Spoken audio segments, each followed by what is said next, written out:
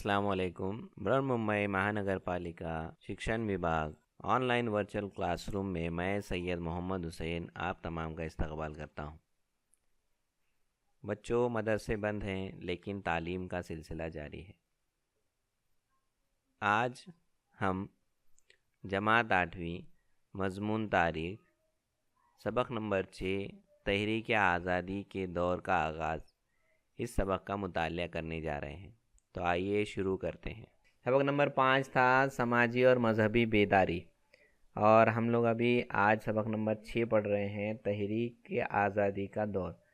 तो थोड़ा सा सबक नंबर 5 का हम लोग यादा करते हैं कि सबक नंबर 5 के अंदर कुछ रहनुमाओं के बारे में हमको मालूमात है जिन्होंने जो है समाज के अंदर बेदारी पैदा की। बेदारी यानी उनको जगाया। तो ये जो बेदारी का काम किया लोगों के अंदर, उन्होंने क्या किया था, बेदारी लाने की वजह क्या थी कि उनको अपने वतन से मोहब्बत, हुब्बुल वतनी यानी मोहब्बत की बीज बोए कि ये हमारा मुल्क है और हमारे मुल्क के अंदर क्या कर रहे हैं, अंग्रेज़ आके हमारा इस्तेहसाल कर रहे हैं, यानी हमारे ऊपर जुल्म ज़्यादती कर रहे हैं। तो ये अपनी भारत की मोहब्बत, अपनी वतन की मोहब्बत ये रहनुमाओं ने क्या की, लोगों के दिलों में पैदा की।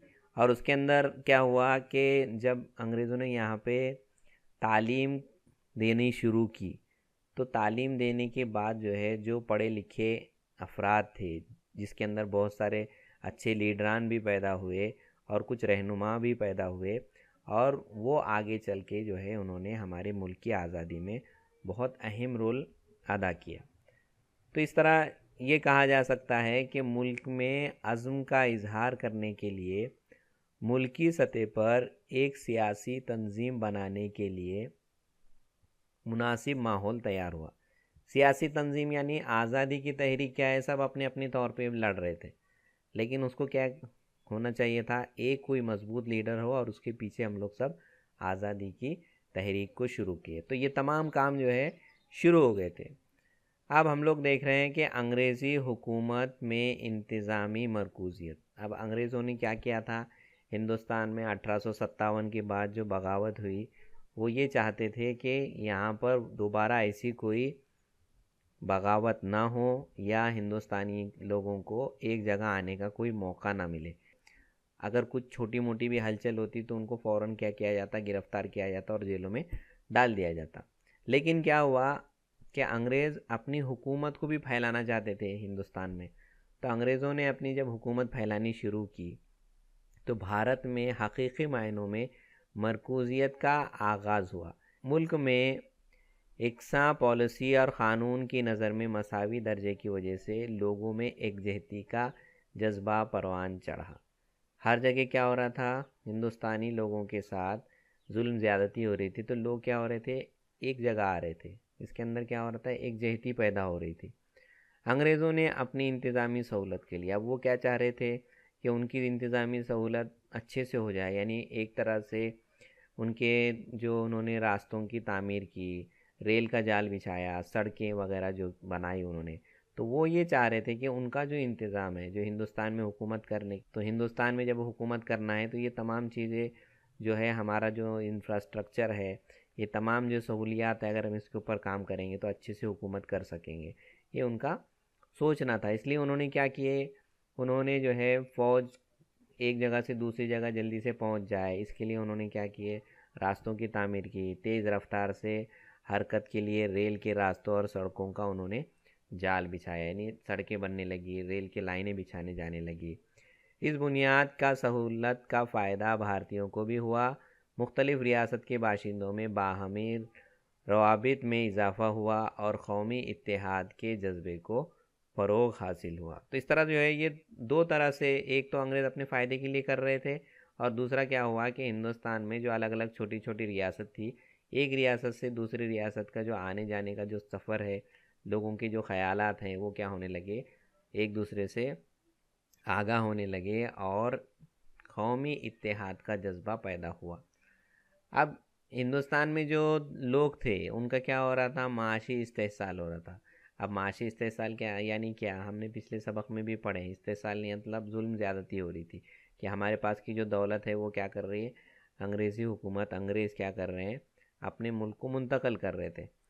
تو بھارتی دولت کئی ذریعے سے برطانیہ منتقل ہو رہی تھی. اب دولت مطلب یہاں کا سونا چاندی لے کے جا رہے تھے، اور کیا لے کے جا رہے تھے، یہاں کی جو فصلیں ہوتی ہے، یہاں کا جو کسان تھا، اس کے اوپر جو ہے ایک طرح کی پابندی ہوا کرتی تھی کہ اس کو صرف ایک ہی ٹائپ کی فصل اگانا ہے. نقدی فصلیں. نقدی فصلیں مطلب کیا ہے، ایسی فصلیں جو ہے فوراً جو ہے مارکیٹ میں وہ بک جائیں اور فوراً اس کا پیسہ انگریزوں کو مل جائے. جیسا کہ تمباکو کی پیداوار ہوتی تھی، اس کے بعد نیل کی کاشت ہوتی تھی. یہ تمام چیزیں جو ہے زبردستی کسانوں کے اوپر بوجھ لادا گیا تھا اور کسان اس میں مجبور ہو گیا تھا. ایک تو مجبور تھا وہ، اس کو لگان دینا پڑتا تھا. اس کے ساتھ ساتھ جب قحط پڑتا تو وہ کوئی رعایت نہیں دیتے کہ اگر قحط پڑا ہے تو اس کو لگان نہیں دینا، ایسا نہیں ہے، بلکہ اس کو لگان دینا ہی پڑتا. لگان کے بوجھ اور مسلسل قحط سالی سے کی وجہ سے زراعت میں کمر ٹوٹ گئی تھی. روایتی صنعتیں ختم ہو گئی تھی. جو روایتی صنعتیں جو چلتے آ رہی تھی وہ پوری طرح سے ختم ہو گئی تھی. کیونکہ انگریز کیا کر رہے تھے، یہاں سے جو ہمارا کچا مال ہے یہ سیدھا برطانیہ پہنچتا، انگلینڈ پہنچتا، اور وہاں سے پکا مال ہو کے ہمارے تک پہنچتا. یہ ہم نے پچھلے سبق میں پڑھ چکے ہیں. اور اس کے ساتھ ساتھ جو انگریزوں کا جو مال ہوتا اس کے اوپر جو ہے ٹیکس کم ہوتا، لیکن ہندوستان میں جو مال بنتا تھا، بھارت میں جو مال بنتا تھا، اس کے اوپر بہت زیادہ ٹیکس لیا جاتا تھا. سرمایہ داروں کی جانب سے مزدور طبقے کا استحصال ہونے لگا. کئی گھنٹوں تک جو ہے کام کرنا، اور اس کے بدلے جو ہے کم سے کم جو ہے ان کو کیا کرنا، معاوضہ دینا، اس کا کم سے کم پیسہ دینا، یا کبھی کبھی نہیں دینا. اس طرح کی چیزیں ہونے لگی. اور جو متوسط طبقہ تھا جو کہ ٹیکس دیتا تھا، متوسط طبقے میں نئے ٹیکس کا بوجھ لادا گیا. جو لوگ ٹیکس دے سکتے تھے ان کے اوپر نئے طرح کے ٹیکس لگا دیے گئے، جس کی وجہ سے لوگوں کے دلوں میں بے اطمینانی کا لاوا ابلنے لگا. تو اس طرح جب لوگوں کے اندر بہت ساری بے اطمینانی پھیل گئی، لوگ جو ہے انگریزوں سے پریشان ہو گئے، تو یہ جو تحریک ہے آزادی کی وہ پروان چڑھتی گئی، آگے بڑھتی گئی. اب اس کے اندر ایک اور چیز شامل ہو گئی تھی، وہ یہ چیز تھی کہ انگریز کیا کر رہے تھے ہمارے پاس ہندوستان میں، انہوں نے اپنے اسکول قائم کیے تھے، اور وہ انگریزی تعلیم بھی یہاں پہ ہندوستان کے لوگوں کو دینے لگے تھے. تو اس کا فائدہ کیا ہوا، دیکھو، مغربی تعلیم کی توسیع کی وجہ سے بھارتیوں کو انصاف، آزادی، مساوات اور جمہوریت جیسے نئے خیالات، نظریات سے آشنائی ہوئی. لوگوں کی سمجھ میں آیا. اب جب انگلش پڑھ رہے، اچھی تعلیم، اعلیٰ تعلیم حاصل کر رہے، تو ان کو سمجھ میں آیا جمہوریت کیا ہے، جمہوریت کس کو بولتے ہیں، یعنی عوام کے لیے جو حکومت ہوتی ہے، عوام کے واسطے جو حکومت ہوتی ہے. تو یہ تمام چیزیں جو ہیں، جو بھارتی لوگ جو پڑھنے لگے، انگریزی تعلیم پڑھنے لگے، مغربی تعلیم مطلب انگریزی تعلیم. تو اس میں کیا ہوا، بھارتیوں نے عقیدت پسندی، سائنس، رجحانات، انسانیت اور قومیت جیسی قدروں کو اپنایا، جس کی وجہ سے ان میں یہ احساس پیدا ہوا کہ ہم ملک کا کام کاج چلانے کے اہل ہیں. کیا پیدا ہوا، جب تعلیم حاصل کریں گے تو انسان اپنے آپ کو کانفیڈنس آ جاتا ہے، اس کے اندر خود اعتمادی آتی ہے. کہ جب ہمارے ہندوستان میں جو پڑھنے والے بچے ہیں انہوں نے تعلیم حاصل کی تو ان کو سمجھ میں آیا، عقلیت پسندی آ گئی ان کے اندر، سائنسی رجحان آیا، وہ سمجھ میں آ رہا ہے انسانیت کیا ہے، قومیت کیا ہے.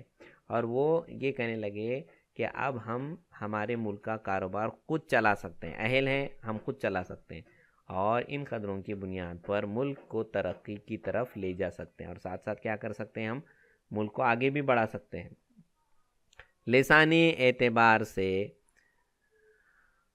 بھارت کو انگریزی زبان کی وجہ سے رابطے کا ایک نیا ذریعہ حاصل ہوا. اب جو لسانی مطلب جو زبان، ہمارے جو ہندوستان میں الگ الگ ریاستوں میں الگ الگ زبانیں بولی جاتی تھی، لیکن کیا ہونے لگا، جب انگریزی تعلیم حاصل کر رہے تو انگریزی تعلیم کی وجہ سے ایک بڑا جو طبقہ تھا جو باہر کے ملکوں میں کام کر رہا تھا، تو یہ جب انگریزی سیکھے تو ایک نئی زبان سیکھنے کے بعد ایک نیا ذریعہ ہمارے لیے پیدا ہونے لگا. اب یہ پیدا ہوا جذبہ، تو اس کو آگے لوگوں نے کیسا بڑھایا، آزادی کی تحریک میں کیسا استعمال کیا. بھارت کی قدیم تاریخ کا مطالعہ. انگریزوں نے کولکتہ میں ایشیاٹک سوسائٹی قائم کی. کئی بھارتی اور مغربی دانشوروں نے بھارتی تہذیب کے مطالعے کی ابتدا کی. سنسکرت، فارسی اور بھارت کی دیگر زبانوں کی قلمی نسخوں کی تحقیق کر کے انہیں شائع کیا گیا۔ Doctor Bhau Daji Lad, doctor R G Bhandarkar جیسے بھارتی دانشوروں نے قدیم بھارت کی تہذیب کا گہرا مطالعہ کیا۔ اپنے قدیم تہذیبی ورثے کے بارے میں جان کر بھارتیوں میں فخر پیدا ہوا۔ گزشتہ ایک صدی سے بھنڈارکر پراچاریہ و ودیا سنشودھن منڈل نامی ادارہ پونے میں سرگرم عمل ہے۔ ہندوستان کے اندر الگ الگ زبانیں ہیں، تو ان زبانوں کا لٹریچر کیا ہے، یہ تمام چیزیں وہ جان رہے تھے۔ کیوں کہ وہ یہاں پہ حکومت کر رہے تھے اور یہاں کی چھوٹی چھوٹی باتوں کو وہ سمجھنے کی کوشش کر رہے تھے۔ تو اس لیے جو ہے انہوں نے ہمارے جو ہندوستان کے جو اخبار جو ہے، ابھی آج کے زمانے میں ہم لوگ جو ہے نیٹ کا استعمال کر رہے ہیں، ٹی وی ہے، اس کے بعد میں انٹرنیٹ ہے نا، تو یہ تمام چیزیں کا استعمال ہم لوگ کرتے ہیں، لیکن اس زمانے میں صرف اخبار ایسے ہوتے تھے جو کہ لوگوں کے گھروں تک پہنچا کرتے تھے۔ تو اخبار کا کردار کیا تھا؟ اسی زمانے میں انگریزی اور علاقائی زبان میں اخبارات اور رسالے شائع ہونے لگے۔ اب انگریزی اور علاقائی زبان مطلب دیکھو، جس ریاست کی جو زبان ہے جو زیادہ لوگ بولتے ہیں اسی زبان میں وہ اخبار نکلتا ہے۔ جیسا اگر کوئی مہاراشٹر کا ہے تو مہاراشٹر میں جیسا مراٹھی کا اخبار کیسری تھا، وہ جو ہے اس نے کام کیا۔ اس کے بعد جو ہے مولانا ابوالکلام آزاد نے بھی ایک اخبار شروع کیا تھا، انہوں نے جو الہلال البلاغ نامی اخبار شروع کیے تھے، وہ اردو میں ہوا کرتے تھے۔ تو یہ کیا تھا کہ زبان جو جس زبان میں پڑھنا چاہتا ہے اسی زبان میں جو ہے اخبار شائع ہونے لگے، چھپنے لگے، اور لوگوں تک سماجی اور سیاسی بیداری، لوگوں کو یہ بتایا جانے لگا کہ انگریزوں کے قانون کیسے ہیں اور ہمارے اوپر کس طرح کی وہ ظلم زیادتی ہو رہی ہے۔ تو یہ جب پڑھتے تھے لوگ، یعنی اتنا متاثر ہوتے تھے، پڑھنے کے بعد جو ہے لوگوں کے اندر جو خون ہے وہ جوش مارتا تھا آزادی کے لیے، چلو اب ہم کو لڑنا ہے۔ تو ان اخبارات نے سیاسی و سماجی بیداری پیدا کی۔ درپن، پربھاکر، ہندو، امرت بازار پتریکا، کیسری اور مراٹھا جیسے اخبارات کے ذریعے سرکاری پالیسیوں پر تنقید ہونے لگی۔ دیکھو جیسا میں نے بتایا ابھی کہ جو الگ الگ جو اخبار ہوا کرتے تھے وہ کیا کرنے لگے، سرکار کے اوپر تنقید کرنے لگے۔ تنقید مطلب سرکار کی جو پالیسی ہے وہ غلط ہے، ایسی نہیں، ایسی ہونی چاہیے، یہ تمام چیزیں وہ بتانے لگے۔ پھر کیا ہونے لگا، آہستہ آہستہ جب ہم خیال لوگ ملنے لگے، یعنی ایک جیسے خیالات لوگوں کے اندر بیداری ہونے لگی، تو ان کی ایک کچھ چھوٹی چھوٹی جماعتیں بننے لگی، جس کے اندر ایک جماعت عمل میں آئی جس کا نام تھا قومی جماعت کا قیام۔ قومی جماعت کا قیام ہوا 28 دسمبر 1885 کو ممبئی میں۔ گوکل داس تیجپال سنسکرت اسکول میں قومی جماعت کا پہلا اجلاس منعقد ہوا۔ یہ اسکول جو ہے ممبئی میں، یہاں پر اس کا پہلا اجلاس، کس کا؟ قومی جماعت کا اجلاس پیش کیا گیا۔ ملک کی مختلف ریاستوں میں 72 نمائندے ان اجلاس میں شرکت ہوئے، یعنی جو ملک کی جو الگ الگ ریاستیں ہیں اس میں سے 72 نمائندوں نے اس میں کیا کیا، شرکت کی، اور کولکتہ کے مشہور وکیل ویمیش چندر بنرجی اس اجلاس کے صدر تھے۔ ان سب نے مل کر اسی اجلاس میں بھارتی قومی جماعت انڈین نیشنل کانگریس کی بنیاد ڈالی۔ برطانوی افسر ایلن ایکٹوین ہیوم نے اس تنظیم کے قیام میں پیش قدمی کی۔ اس اجلاس میں مطالبہ کیا گیا کہ انتظامی حکومت میں بھارتیوں کو زیادہ نمائندگی دی جائے اور انگریزی حکومت فوج کے اخراجات میں کمی کرے۔ ان مطالبات کو میمورنڈم کی شکل میں برطانوی حکومت کو پیش کیا گیا۔ دیکھو اس کے بعد ہے قومی جماعت یعنی انڈین نیشنل کانگریس کے مقاصد۔ اب یہ قومی جماعت بن گئی، اس کا نام بھی طے ہو گیا انڈین نیشنل کانگریس۔ اب اس کا مقصد کیا تھا، یہ کیا کام کرنے والی تھی؟ بھارت کے مختلف علاقوں کے لوگوں کو مذہب، نسل، زبان اور علاقائی تفریق بھلا کر یکجا کرنا، ایک دوسرے کے مسائل جان کر ان پر غور و فکر کرنا، لوگوں میں اتحاد کا جذبہ پیدا کرنا اور قومی ترقی کے لیے کوششیں کرنا قومی جماعت کے مقاصد تھے۔ کیا؟ علاقائی زبان، جو زبان ہے وہ الگ الگ علاقے کی الگ الگ زبان ہے، تو اس کے اندر تفریق نہیں کرنا، بھید بھاؤ نہیں کرنا، ایک دوسرے کے اندر جو لڑائی جھگڑا ہے اس کو بھول کے ایک جگہ آ کے کام کرنا، اتحاد سے کام کرنا، یہ سب سے بڑا مقصد تھا۔ دیکھو کوئی بھی چیز کے لیے یہی ضروری ہوتا ہے، جب ہم لوگ کوئی آگے کام کرتے ہیں بڑھ کے، تو سب سے پہلے ہمارے اندر جو ہے اتحاد ضروری ہوتا ہے۔ جب تک اتحاد نہیں ہوتا، جب تک کامیابی نہیں ملتی۔ تو سب سے پہلا مقصد یہی تھا کہ ہمارے اندر اتحاد پیدا ہو جائے، اتحاد کا جذبہ پیدا ہو جائے، اور یہ کوششیں کرنا قومی جماعت کا مقصد بن گیا۔ اب لیکن اس کے اندر کچھ ایک ایسے بھی گروپ تھا جو کہ جن کو کہا کرتے تھے اعتدال پسندوں کا گروپ۔ جو دور تھا وہ تھا 1885 تا 1905۔ اپنے قیام کے بعد قومی جماعت کا کام سست روی سے مگر مسلسل جاری تھا۔ قومی جماعت کیا کر رہی ہے؟ آہستہ آہستہ کام کر رہی ہے، لیکن کام تھوڑا تھوڑا آہستہ آہستہ ہو رہا ہے۔ قومی جماعت کے رہنما حقیقت پسند اور اعلیٰ تعلیم یافتہ، کچھ ایسے رہنما اس کے اندر قومی جماعت میں تھے جو کہ بہت زیادہ اعلیٰ تعلیم یافتہ تھے، حقیقت پسند تھے، حقیقت کو سمجھ کے بات کیا کرتے تھے۔ انہیں اس بات کا علم تھا کہ منظم کارروائیوں سے ہی بنیاد مضبوط ہوگی۔ اس پر مغربی دانشوروں کی روشن خیالی، آزادی، مساوات اور اخوت جیسی قدروں کا اثر تھا۔ انہیں عینی طریقے پر اعتبار تھا۔ انہیں امید تھی کہ اگر وہ عینی طریقوں پر چل کر اپنے مطالبات انگریزوں کے سامنے رکھیں گے تو وہ ان مطالبات کو منظور کریں گے۔ گوپال کرشن گوکھلے، فیروز شاہ مہتا، سریندر ناتھ بنرجی وغیرہ اعتدال پسند رہنما تھے۔ قومی جماعت کے اجلاس میں مختلف قراردادیں پیش کی گئی، مثلاً صوبائی قانون ساز اداروں میں عوامی نمائندگی ہو، تعلیم یافتہ بھارتیوں کو نوکری دی جائے، فوج کے بڑھتے ہوئے اخراجات میں کمی کی جائے، عوام کی قانونی حقوق کا تحفظ ہو، اس لیے مجلس عاملہ اور عدلیہ کو الگ کیا جائے۔ قومی تحریک میں پھوٹ ڈالنے کے لیے بعد کے دور میں انگریزوں میں پھوٹ ڈالو اور حکومت کرو کی پالیسی اختیار کی گئی۔ اب یہ سب لوگ ایک ساتھ جب کام کر رہے تھے تو انگریز پریشان ہو گئے تھے کہ ان کو لگ رہا تھا کہ اگر ہندوستان کے سب لوگ ایک ہو جائیں گے تو ہم کو یہاں سے حکومت کیا ہونی پڑے گی، ختم کرنی پڑیں گی۔ اس لیے انہوں نے کیا کیا، ایک پالیسی اپنائی جو تھی پھوٹ ڈالو اور حکومت کرو۔ تو اس طرح جو ہے یہ، اس کے بعد دیکھو اعتدال پسند، یہاں پہ لکھا ہے، ایک تصویر دی ہے، یہ ہے گوپال کرشن گوکھلے، اور انہوں نے رکن کونسل گوپال کرشن گوکھلے نے 1905 میں بھارت سیوک سماج کی بنیاد رکھی۔ عوام میں حب الوطنی پیدا کر کے اپنے مفاد کی قربانی کی تعلیم دینا، مذہب اور ذات کا فرق مٹا کر سماجی مساوات پیدا کرنا اور تعلیم کو فروغ دینا بھارت سیوک سماج کا اہم مقصد تھا۔ ان کا یہ جو بنائے تھے انہوں نے سماج، اس کا نام تھا بھارت سیوک سماج، اس کا جو مقصد تھا یہ ہے گوپال کرشن گوکھلے، جو قومی جماعت بنی تھی اس کے ایک اہم رکن تھے۔